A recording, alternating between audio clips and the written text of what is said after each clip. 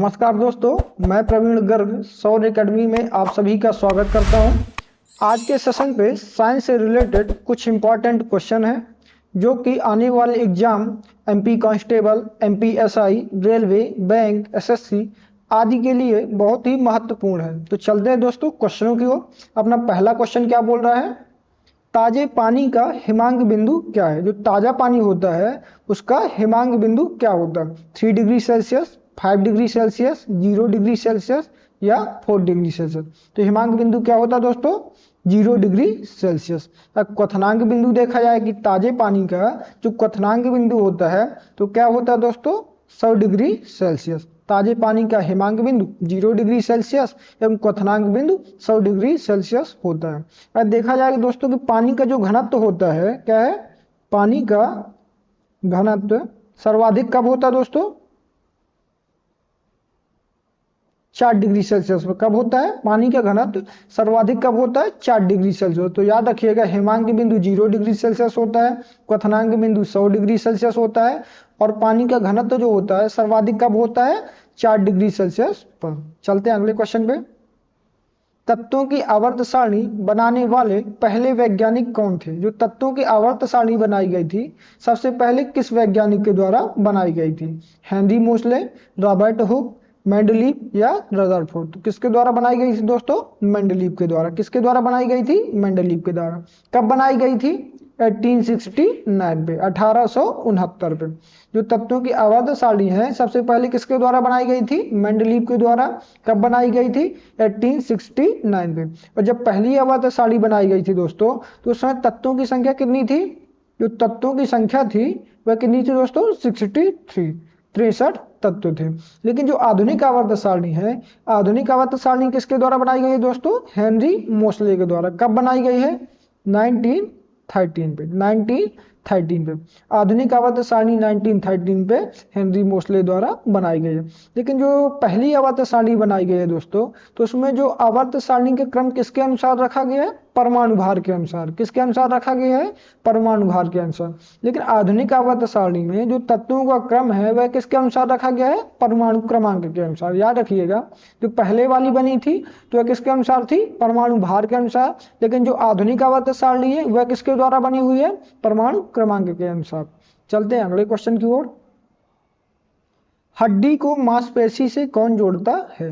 जो हड्डी होती है उसको मसल्स से कौन जोड़ता है, लिगामेंट, टेंडन, फीमर या कोई नहीं। तो कौन जोड़ता है दोस्तों, टेंडन। हड्डी को मसल्स से कौन जोड़ता है, टेंडन। लेकिन अगर हड्डी को हड्डी से देखा जाए कि हड्डी को हड्डी से कौन जोड़ता है, तो हड्डी को हड्डी से कौन जोड़ता है दोस्तों, लिगामेंट। हड्डी को मांसपेशी से टेंडन एवं हड्डी को लिगामेंट, हड्डी को हड्डी से लिगामेंट जोड़ता है। और देखा जाए कि सबसे बड़ा टेंडन कौन सा होता है दोस्तों, सबसे बड़ा टेंडन कौन सा होता है, तो वह होता है अकलीस टेंडन। कौन सा होता है, अकलीस। और इसी तरीके पे सबसे बड़ा लिगामेंट देखा जाए, सबसे बड़ा लिगामेंट तो कौन सा होता है दोस्तों, प्लांट टेरिस लिगामेंट। कौन सा होता है, प्लांट टेरिस लिगामेंट। याद रखिएगा इनको।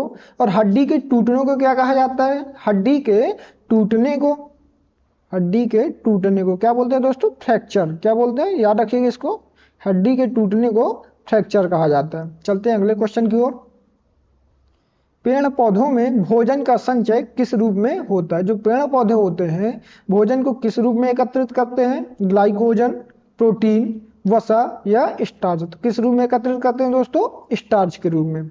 जो पेड़ पौधे होते हैं वह भोजन को स्टार्च के रूप में एकत्रित करते हैं। अगर मनुष्य में देखा जाए कि मनुष्य भोजन का संचय किस रूप में करते हैं दोस्तों, तो वह ग्लाइकोजन के रूप में करते हैं। पेड़ पौधे स्टार्च के रूप में एवं मनुष्य भोजन का संचय ग्लाइकोजन के रूप में करते हैं। चलते हैं नेक्स्ट क्वेश्चन पे। कौन सी अधातु कमरे के तापमान पर द्रव अवस्था में होते हैं। यहाँ पे क्या पूछा हुआ है दोस्तों, अधातु। कौन सी अधातु कमरे के तापमान पर द्रव अवस्था में होती है। तो कौन सी अधातु होती है दोस्तों, ब्रोमीन, कार्बन, ऑक्सीजन या सल्फर। तो कौन सी होती है, ब्रोमीन। ब्रोमीन अधातु होती है जो कमरे के तापमान पर द्रव अवस्था में होती है। लेकिन अगर धातु में देखा जाए तो कौन सी धातु होती है जो कमरे के तापमान पर द्रव अवस्था में होती है। कौन सी होती है दोस्तों धातु में, पारा एवं गैलियम होती है, पारा और गैलियम। अधातु में ब्रोमीन और धातु पे पारा व गैलियम। पारा को Hg से प्रदर्शित करते हैं। किससे प्रदर्शित करते हैं दोस्तों? Hg से। चलते हैं अगले क्वेश्चन की ओर। अभ्रक का मुख्य उपयोग है। अभ्रक जो होता है उसका उपयोग किसमें किया जाता है दोस्तों? इस्पात के कारखाने पे, पेट्रोलियम शोधन में, बिजली उद्योग में या कांच उद्योग में। तो किसमें किया जाता है दोस्तों? बिजली उद्योग में। अभ्रक का उपयोग किसमें होता है? बिजली उद्योग में। जो अभ्रक होता है दोस्तों वह क्या होता है? विद्युत का कुचालक होता है। क्या होता है? विद्युत का कुचालक होता है। लेकिन ऊष्मा का क्या होता है दोस्तों? सुचालक होता है। विद्युत का कुचालक एवं ऊष्मा का सुचालक होता है। अभ्रक एक प्रकार का खनिज होता है दोस्तों। एक प्रकार का क्या है? खनिज है। यह ना तो धातु है ना तो अधातु है। क्या है? खनिज है। यह चमकीला भी होता है, पारदर्शी भी होता है। ठीक है, इनको याद रखिएगा। चलते हैं अगले क्वेश्चन की ओर। भारतीय केंद्रीय औषधि अनुसंधान कहाँ है? कौन सा केंद्रीय औषधि अनुसंधान? प्रयागराज में, लखनऊ पे, बेंगलोर पे या दिल्ली पे? कहाँ पर है दोस्तों? लखनऊ पे। जो केंद्रीय औषधि अनुसंधान है वह कहाँ पर स्थित है? लखनऊ पे स्थित है। नेक्स्ट, संसार में मानव जनसंख्या में पुरुषों तथा स्त्रियों के XX तथा YY लिंग निर्धारण का अनुपात है। यहाँ पे क्या बताना है दोस्तों? रेशियो क्या है?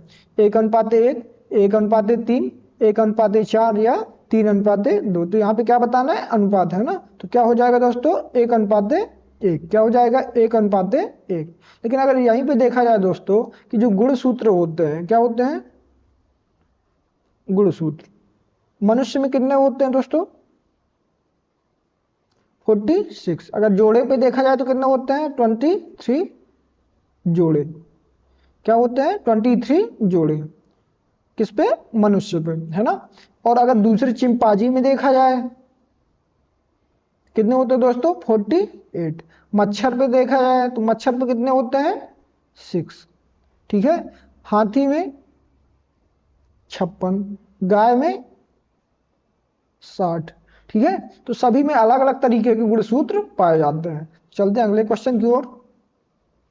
पीलिया का कारण है। क्या बोला दोस्तों? पीलिया किसके कारण होता है? बैक्टीरिया से, वायरस से, प्रोटोजोआ से या कवक से? तो पीलिया किसके कारण होता है दोस्तों? वायरस के कारण। किसके कारण होता है? वायरस के कारण। जब पीलिया होता है दोस्तों तो इससे कौन सा अंग प्रभावित होता है? अपना लीवर। कौन सा अंग प्रभावित होता है? लीवर। लीवर को यकृत भी बोलते हैं। क्या बोलते हैं दोस्तों? यकृत। अगर पोलियो भी देखा जाए, क्या है? पीलिया किसके कारण होता है? वायरस के कारण। और पोलियो भी वायरस के कारण ही होता है। ठीक है, याद रखिएगा। पीलिया और पोलियो दोनों ही किसके कारण होते हैं? वायरस के कारण। चलते हैं नेक्स्ट क्वेश्चन की ओर। कुनैन किससे प्राप्त की जाती है? कुनैन जो होती है किसके द्वारा प्राप्त होती है? यूकेलिप्टस, सिनकोना, कैनाबिस या कोई नहीं? तो कुनैन किसके द्वारा प्राप्त होती है दोस्तों? सिनकोना। जो सिनकोना वृक्ष की छाल होती है दोस्तों, क्या होती है? सिनकोना वृक्ष की छाल होती है, उससे हम कुनैन बनाते हैं। ठीक है। इसका उपयोग कहाँ पे होता है? तो जो कुनैन होती है इसका उपयोग मलेरिया के समय होता है। कब होता है? मलेरिया में। इसका उपयोग मलेरिया में होता है। ठीक है, याद रखिएगा इसको। चलते हैं अगले क्वेश्चन पे। नाड़ी गति द्वारा डॉक्टर ज्ञात करता है। जो नाड़ी गति होती है उससे डॉक्टर क्या ज्ञात करता है? रक्तचाप, सांस गति, हृदय की धड़कन या कोमलता। तो क्या ज्ञात करता है दोस्तों? हृदय की धड़कन। क्या ज्ञात करता है? हृदय की धड़कन। अगर सामान्य अवस्था पे देखा जाए दोस्तों तो जो मनुष्य का हृदय होता है वह 1 मिनट में कितनी बार धड़कता है दोस्तों? 1 मिनट में कितनी बार धड़कता है? 72 बार। कितनी बार? 72 बार। लेकिन अगर एक बार में देखा जाए कि एक बार में कितना धड़कता है?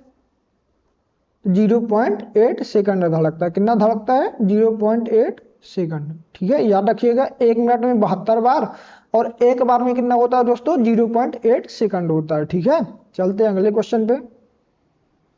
अधिक ऊंचाई पर मानव शरीर में WBC, अधिक ऊंचाई पर मानव शरीर में WBC आकार में बड़ी हो जाएगी, आकार में छोटी हो जाएगी, संख्या में बढ़ जाएगी या संख्या में घट जाएगी। जब अधिक ऊंचाई पर हम जाते हैं तो WBC में क्या प्रभाव पड़ता है दोस्तों? अधिक ऊंचाई पर जाने पर WBC में क्या प्रभाव पड़ता है? तो क्या होता है? आकार में बड़ी हो जाती है। क्या होता है? आकार में बड़ी हो जाती है, ना कि संख्या में। किसमें बड़ी होती है दोस्तों? आकार में बड़ी होती है, ना कि संख्या में। ठीक है, इसको याद रखिएगा। WBC क्या होता है दोस्तों? तो इसका फुल फॉर्म होता है व्हाइट ब्लड सेल्स। WBC का फुल फॉर्म क्या होता है दोस्तों? White blood cells. ये 5 प्रकार की होती है। ये कितने प्रकार की होती है दोस्तों? 5 प्रकार की। कौन कौन से? मोनोसाइट, लिम्फोसाइट, वेसोफिल, इयोसिनोफिल और कौन सी है? न्यूट्रोफिल। ये 5 प्रकार की WBC होते हैं दोस्तों। मोनोसाइट, लिम्फोसाइट, वेसोफिल, इयोसिनोफिल और न्यूट्रोफिल। और WBC में देखा जाए दोस्तों तो सबसे अधिक भाग किसका होता है? न्यूट्रोफिल का। कितना होता है? ये 50 से 60% तक होती है। क्या होती है? 50 से 60% तक होती है। और जो WBC का जीवन काल होता है दोस्तों, WBC का जीवन काल होता है वह 1 या 2 दिन का होता है। कितने दिन का होता है? 1 या 2 दिन का होता है। और इसकी मृत्यु कहाँ पे हो जाती है दोस्तों? WBC की जो मृत्यु होती है जो कहाँ पे हो जाती है? ब्लड में। कहाँ पे हो जाती है? ब्लड में। ठीक है, चलते हैं अगले क्वेश्चन पे। AB ग्रुप वाला व्यक्ति खून दे सकता है। जो जिसका क्या है? AB ग्रुप वाला व्यक्ति जो होता है वह किसको खून दे सकता है दोस्तों? केवल A को, केवल AB को, सिर्फ B को, सभी को। तो जो AB ब्लड ग्रुप जिसका होगा वो किसको ब्लड दे सकता है दोस्तों? केवल AB को। AB को क्या कहा जाता है दोस्तों? सर्वग्राही भी कहा जाता है। AB को क्या कहा जाता है? सर्वग्राही। जो AB ब्लड ग्रुप जिसका होता है वह सभी से क्या ले सकता है? सभी से खून ले सकता है। और जो O ब्लड ग्रुप जिसका होता है, क्या होता है? O होता है, उसको क्या कहा जाता है दोस्तों? सर्वदाता रक्त समूह कहा जाता है। क्या कहा जाता है? सर्वदाता रक्त समूह कहा जाता है। क्यों कहा जाता है? क्योंकि वह सभी को ब्लड दे सकता है। ठीक है, और जो ब्लड ग्रुप होते हैं दोस्तों क्या होते हैं? ब्लड ग्रुप होते हैं वह कितने प्रकार के होते हैं? 4 प्रकार के। कौन कौन से? A, B, AB और O। तो AB को सर्वग्राही, मतलब क्या करता है? ये सभी से ब्लड ले लेता है। और O क्या कहलाता है? सर्वदाता, मतलब यह सभी को ब्लड दे सकता है। ठीक है, चलते हैं अगले क्वेश्चन की ओर। मछली निम्न में किसकी सहायता से सांस लेती है? जो मछली होती है किसके द्वारा सांस लेती है दोस्तों? पंख, गिल, फेफड़ा या त्वचा। तो किसके द्वारा सांस लेती है मछली? फेफड़ों के द्वारा। किसके द्वारा लेती है? सॉरी, किसके द्वारा मछली लेती है? गिल के द्वारा। क्या होती है? गिल के द्वारा। गिल को क्या बोलते हैं दोस्तों? गलफड़े ही बोलते हैं। क्या बोलते हैं? गलफड़े। तो मछली किसके द्वारा सांस लेती है? गिल के द्वारा या गलफड़े के द्वारा। और गिल से कौन सांस लेता है दोस्तों? गिल से और कौन सांस लेता है? केकड़ा। केकड़ा भी गलफड़े के द्वारा सांस लेता है। ठीक है, त्वचा से सांस कौन कौन सा लेता है दोस्तों? तो त्वचा जो होती है उससे केचुआ सांस लेता है, लीच सांस लेती है ना? त्वचा से केचुआ और लीच। और गलफड़े से कौन होता है दोस्तों? केकड़ा और मछली। ठीक है, और कीड़े मकोड़े किससे सांस लेते हैं दोस्तों? ट्रेकिया से। किससे लेते हैं? ट्रेकिया से। कौन लेता है? कीड़े मकोड़े, है ना? और जो मेढक होता है दोस्तों किससे सांस लेता है? फेफड़े से। मेढक जो होता है वह किससे सांस लेता है? फेफड़े से। जो मेढक का बच्चा होता है दोस्तों, मेढक का बच्चा क्या कहलाता है? Tadpole larva. कौन कहलाता है? मेढक का बच्चा। तो यह किससे सांस लेता है दोस्तों? तो यह किससे सांस लेता है? गिल से ही लेता है। ठीक है, मेढक फेफड़े से एवं मेढक का बच्चा जो टेडपोल लार्वा कहलाता है वह किससे सांस लेता है? गिल या गलफड़े से। चलते हैं अगले क्वेश्चन की ओर। हरे पौधों को कुल कितने पोषक तत्वों की आवश्यकता होती है? जो हरे पेड़ पौधे होते हैं उनको विकसित होने के लिए कितने तत्वों की आवश्यकता होती है दोस्तों? 15, 17, 16 या 20। तो कितने तत्वों की? 16। कितने तत्वों की आवश्यकता होती है विकसित होने के लिए? 16। जो 16 पोषक तत्व होते हैं उसमें से जो 9 तत्व होते हैं, क्या होते हैं? 9 तत्व। उनको क्या कहा जाता है? बृहद पोषक तत्व। क्या कहा जाता है? बृहद पोषक तत्व। जो 7 पोषक तत्व होते हैं उसको क्या कहा जाता है? सूक्ष्म पोषक तत्व कहा जाता है। क्या कहा जाता है? सूक्ष्म पोषक तत्व। चलते हैं अगले क्वेश्चन की ओर। सभी कवक सदैव होते हैं। जो कवक होते हैं वह क्या होते हैं दोस्तों? स्वपोषी, विविध पोषी, परजीवी या मृतोपजीवी। तो जो कवक होते हैं दोस्तों वह क्या होते हैं? मृतोपजीवी होते हैं। क्या होते हैं? मृतोपजीवी होते हैं। और कवकों के अध्ययन को क्या कहा जाता है दोस्तों? कवकों के अध्ययन को क्या कहा जाता है दोस्तों? माइकोलॉजी। कवकों के अध्ययन को माइकोलॉजी कहा जाता है, ठीक है। अगर शैवाल के अध्ययन को देखा जाए, क्या होता है? शैवाल के अध्ययन को तो क्या कहा जाता है दोस्तों? फाइकोलॉजी, ठीक है, याद रखिएगा इसको।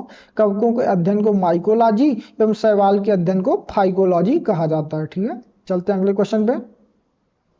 आरएनए की संरचना में डीएनए में उपस्थित थायमीन के स्थान पर होता है। जो आरएनए की संरचना होती है उसमें क्या होता है? किससे? डीएनए से अलग, ठीक है। एडिनिन, गुआनिन, साइटोसिन या यूरेसिल। तो क्या होता है दोस्तों? यूरेसिल। क्या होता है? यूरेसिल। जो डीएनए होता है दोस्तों और आरएनए होता है, ठीक है। डीएनए और आरएनए, इसके चार चार क्षार होते हैं। क्षार को क्या बोलते हैं? बेस, है ना। तो इसके चार क्षार आरएनए के होते हैं और चार क्षार डीएनए के होते हैं। देखते हैं कौन कौन से होते हैं। एडिनिन, गुआनिन, साइटोसिन और थायमिन। इसमें क्या होता है दोस्तों? एडिनिन, गुआनिन, साइटोसिन और यूरेसिल। जो ऊपर के तीन होते हैं दोस्तों, एडिनिन, गुआनिन और साइटोसिन, ये क्या होते हैं? तीनों एक समान होते हैं, है ना। ये डीएनए में भी होते हैं और आरएनए में होते हैं। लेकिन जो डीएनए में जो चौथा नंबर का होता है थायमीन, और आरएनए पे जो चौथे नंबर पे होता है यूरेसिल, वे क्या होते हैं? अलग अलग होते हैं। इसी क्वेश्चन पे यही पूछा हुआ है ना, तो इसमें क्या हो जाएगा? यूरेसिल। चलते हैं अगले क्वेश्चन पे। हमारे शरीर के विभिन्न भागों से हृदय तक रक्त का वहन करती है। जो शरीर से हृदय तक रक्त को कौन ले जाता है दोस्तों? सिरा, धमनी, कोशिका या यह सभी। तो शरीर से हृदय तक, ध्यान दीजिएगा, क्या होता है? शरीर से हृदय तक। तो रक्त को कौन ले जाता है दोस्तों? सिरा ले जाती है। कौन ले जाती है? सिरा। यहाँ पे देखिएगा, ये भी यहाँ पे भी सा है और यहाँ पे, तो याद करने के लिए ये ध्यान दीजिएगा कि शरीर से हृदय तक कौन ले जाता है? सिरा। और दूसरे नंबर पे क्या है दोस्तों? कि हृदय से शरीर तक रक्त को वहन कौन करती है? हृदय से शरीर तक। यहाँ पे क्या हो गया? शरीर से हृदय तक, लेकिन यहाँ पे हृदय से शरीर तक रक्त का वहन कौन करता है दोस्तों? तो उसमें करती है धमनी। कौन करती है? धमनी। जो सिराएं होती है दोस्तों, तो सिरा में क्या होता है? हमेशा अशुद्ध रक्त बहता है। कौन सा रक्त बहता है? अशुद्ध रक्त। लेकिन धमनियों में हमेशा क्या होता है दोस्तों? शुद्ध रक्त बहता है। लेकिन क्या एक सिरा क्या होती है? ऐसी होती है जिसमें हमेशा शुद्ध रक्त बहता है। वह कौन सी कहलाती है दोस्तों? फुसफुस। कौन सी कहलाती है? फुसफुस सिरा, है ना। उसको पल्मोनरी भी बोल सकते हैं। इसी तरीके से धमनी भी होती है। कौन सी धमनी? फुसफुस, या उसको भी क्या बोलते हैं?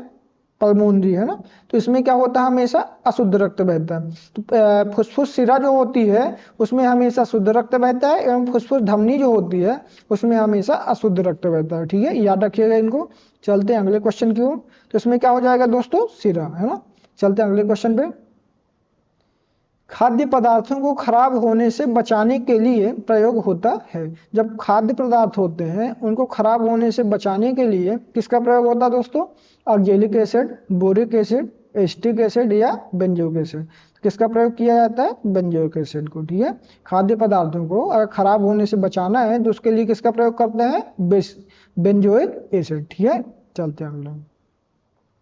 हमारे शरीर में पानी का अवशोषण कहाँ होता है? शरीर में पानी का अवशोषण कहाँ होता है दोस्तों? छोटी आंत में, बड़ी आंत में, मुंह में या पेट में। तो जो पानी का अवशोषण, क्या पूछा हुआ है? पानी का अवशोषण कहाँ पर होता है दोस्तों? बड़ी आंत में। कहाँ पर होता है? बड़ी आंत में। लेकिन अगर भोजन का अवशोषण पूछा है, ये तो क्या हो गया? पानी का अवशोषण बड़ी आंत। लेकिन देखा जाए तो छोटी आंत में क्या होता है दोस्तों? भोजन का पाचन व अवशोषण होता है। जो भोजन का पाचन व अवशोषण कहाँ पे होता है दोस्तों? छोटी आंत में। छोटी आंत में सबसे अच्छा भोजन का पाचन व अवशोषण कहाँ पर होता है? ग्रहणी में। कहाँ पर होता है दोस्तों? ग्रहणी पे, ठीक है। और पानी का अवशोषण कहाँ पर होता है? बड़ी आंत में। इसको याद रखिएगा। चलते हैं अगले क्वेश्चन पे। पके हुए आम में कौन सा विटामिन होता है? जो पका हुआ आम होता है, ध्यान दीजिए यहाँ पे क्या लिखा हुआ? पका हुआ आम, है ना। पके हुए आम में कौन सा विटामिन होता है? Vitamin A, vitamin B, vitamin C या विटामिन डी। कौन सा विटामिन होता है दोस्तों पके हुए आम में? Vitamin A. देखा कच्चे आम में देखा जाए, कच्चे आम में। तो कौन सा विटामिन होता है दोस्तों? Vitamin C. इसमें डिफरेंस है ना, इसमें पका हुआ आम है, इसमें क्या है? कच्चे आम। तो पके हुए आम में विटामिन ए एवं कच्चे आम में विटामिन सी पाया जाता है। ठीक है, इसको याद रखिएगा। अगर इसमें देखा जाए कि विटामिन ए का जो होता है दोस्तों, रासायनिक नाम क्या होता है? तो इसका रासायनिक नाम जो होता है रेटिनॉल होता है। क्या होता है? रेटिनॉल। और इसकी कमी से कौन सा रोग होता है दोस्तों? रतौंधी। क्या होता है? रतौंधी। ठीक है, चलते हैं अगले क्वेश्चन की ओर। मानव रक्त का पीएच मान कितना होता है? जो ब्लड होता है उसकी पीएच वैल्यू कितनी होती है दोस्तों? 5, 7.4, 8.2 या 6। तो कितनी होती है दोस्तों? 7.4। और 7.4 होगी तो वह क्या होगा? क्षारीय होगा। क्योंकि पीएच वैल्यू जो होती है दोस्तों, पीएच वैल्यू होती है वो 0 से लेकर कहाँ तक होती है? 14 तक होती है। कहाँ तक होती है? 0 से लेकर 14 तक होती है। अगर 7 है, वह पीएच वैल्यू क्या है? 7 है, तो वह क्या हो जाएगा? उदासीन। लेकिन अगर 7 से कम है तो वह क्या हो जाएगा दोस्तों? अम्लीय। लेकिन 7 से अधिक है, किसी भी पदार्थ की वैल्यू अगर 7 से अधिक है तो वह क्या हो जाएगा दोस्तों? क्षारीय। तो रक्त का पीएच मान क्या होता है? 7.4। तो 7 से वह क्या है? अधिक है, तो क्या हो जाएगा दोस्तों? क्षारीय हो जाएगा। ठीक है, चलते हैं अगले क्वेश्चन की ओर। लेंस की शक्ति का मात्रक है। जो लेंस होता है उसकी शक्ति का क्या मात्रक है दोस्तों? मीटर, ऑप्टर, डायोप्टर या पास्कल। तो क्या होता है? डायोप्टर। ठीक है, लेंस की शक्ति को किससे मापा जाता है? डायोप्टर से। चलते हैं अगले क्वेश्चन पे। चलती लिफ्ट में व्यक्ति के वजन पर क्या असर होगा? जब लिफ्ट क्या है? एक समान वेग से चलते रहती है तो व्यक्ति के वजन पर क्या असर होता है? बढ़ जाता है, घट जाता है, बढ़ या घट सकता है या कोई परिवर्तन नहीं। क्या होता है दोस्तों? कोई परिवर्तन नहीं होता है। क्या होता है? कोई भी परिवर्तन नहीं होता। जब लिफ्ट जो होती है एक समान वेग से ऊपर या नीचे जा रही होती है तो व्यक्ति के भार पर क्या या वजन पर, भार या वजन पर क्या असर होता है दोस्तों? कोई भी परिवर्तन नहीं होता। लेकिन जब लिफ्ट ऊपर की ओर जाती है, क्या होता है? जब लिफ्ट ऊपर की ओर जाती है तो भार पर क्या असर पड़ता है दोस्तों? तो भार जो होता है बढ़ जाता है। लेकिन वही लिफ्ट अगर नीचे की ओर आती हुई है ना, नीचे की ओर आती है तो क्या होता है? भार क्या हो जाता है? घट जाता है। नीचे की ओर आने पे भार घट जाता है। एक समान वेग से क्या होता है? कोई परिवर्तन नहीं। लिफ्ट ऊपर की ओर जाती है तो भार बढ़ेगा और नीचे की ओर आती है तो भार घटेगा। ठीक है, चलते हैं अगले क्वेश्चन पे। कपड़ा सुखाने की मशीन किसका उदाहरण है? कपड़े सुखाने की जो मशीन होती है वह किसका उदाहरण दोस्तों? अपकेंद्री बल, अभिकेंद्री बल, तनाव बल या घर्षण बल। किसका उदाहरण है दोस्तों? अपकेंद्री बल का। जो कपड़े सुखाने की मशीन होती है वह किसका उदाहरण है? अपकेंद्री बल का। लेकिन अगर दूध से मक्खन निकालने की मशीन की बात की जाए कि दूध से जो मक्खन निकाला जाता है वह मशीन किस पर काम करती है? तो वह मशीन भी किस पर काम करती है? अपकेंद्री बल पर। अपकेंद्री बल का एक और एग्जाम्पल होता है दोस्तों, कौन सा? मौत का कुआं। मौत का कुआं, ये कई बार एग्जाम में पूछा हुआ। तो ये किसका उदाहरण है दोस्तों? अपकेंद्री बल का। किसका है? अपकेंद्री बल का।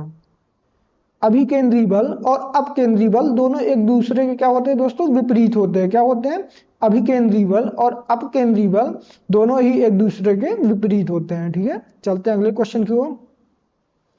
किस गैस का उपयोग गुब्बारे में किया जाता है? कौन सी ऐसी गैस है जिसका उपयोग गुब्बारे में किया जाता है? ऑक्सीजन, हीलियम, हाइड्रोजन या नियॉन। तो किस गैस का उपयोग होता है दोस्तों? हीलियम का। किस गैस का उपयोग किया जाता है गुब्बारे में? हीलियम का। क्यों किया जाता है? क्योंकि हीलियम गैस जो होती है वह सबसे हल्की गैस होती है। हीलियम क्या होती है? सबसे हल्की गैस होती है। लेकिन अगर भारी गैस को देखा जाए कि सबसे भारी गैस कौन सी होती है तो वह होती है रेडान। सबसे हल्की गैस कौन सी होती है? हीलियम। और सबसे भारी गैस कौन सी होती है दोस्तों? रेडान।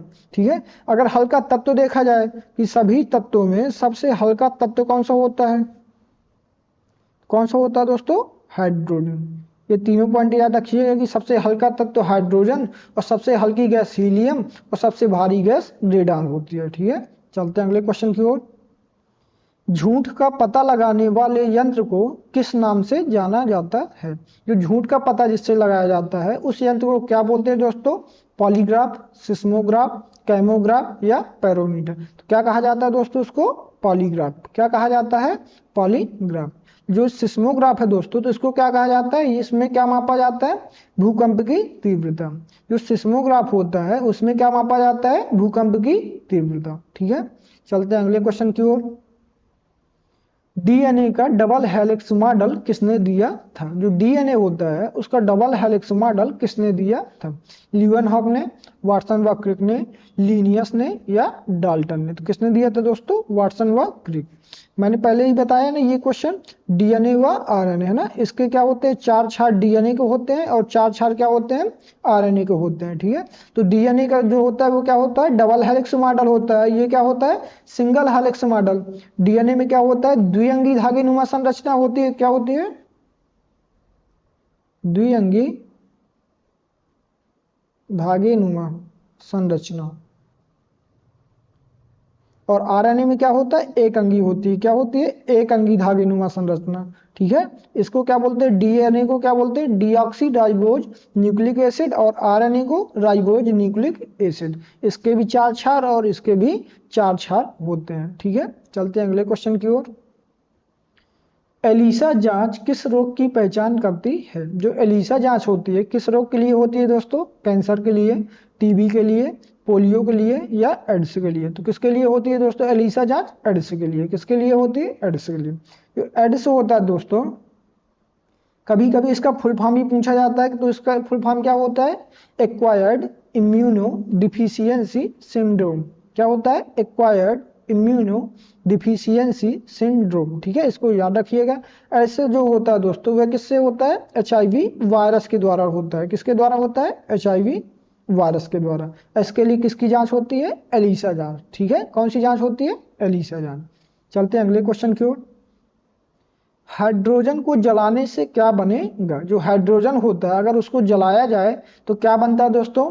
ऑक्सीजन, राख, मिट्टी या पानी। तो जब हाइड्रोजन जलता है तो क्या बनता है दोस्तों? पानी बनता है। क्या बनता है? वाटर बनता है। ठीक है, देखिए जो पानी होता है उसको क्या बोलते हैं दोस्तों? H2O।